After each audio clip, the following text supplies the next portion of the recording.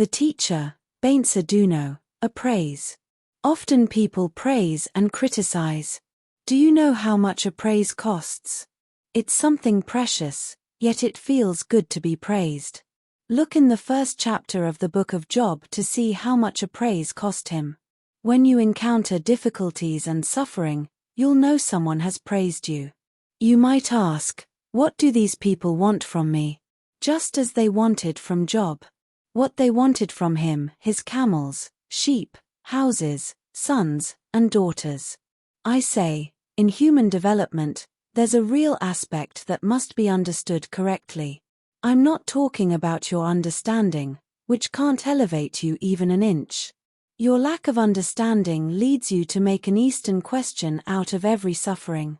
For instance, you've lost a chicken or torn your shoes, or broken a window and feel unhappy. These are everyday sufferings.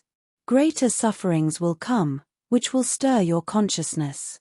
What's the reason for great sufferings? Someone has praised you. Maybe even God has praised you.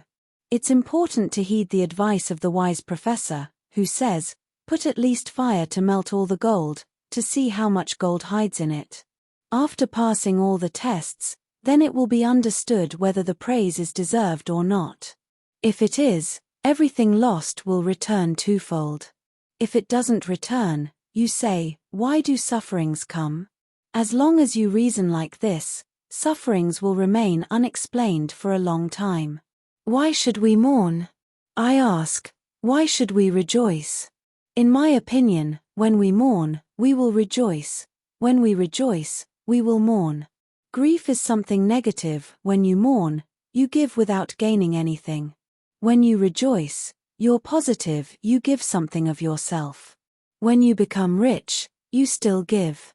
It's a law. One becomes rich, another becomes poor. One incarnates on earth, another disincarnates, goes to the other world. The mother always gives. When you take, you're content. When she bore you, your mother was in Job's position. That's a trial. Few have this experience. Some have gone through it and forgotten it. The path of suffering is inevitable. When a beautiful thought and a beautiful feeling visit you, you'll still go through suffering. This law works throughout life. You can't give birth to a beautiful thought or a beautiful feeling without suffering. After passing through trials, then you begin to understand and rejoice in what has been born from you. Then, like Paul, you'll say, it's good that I was afflicted.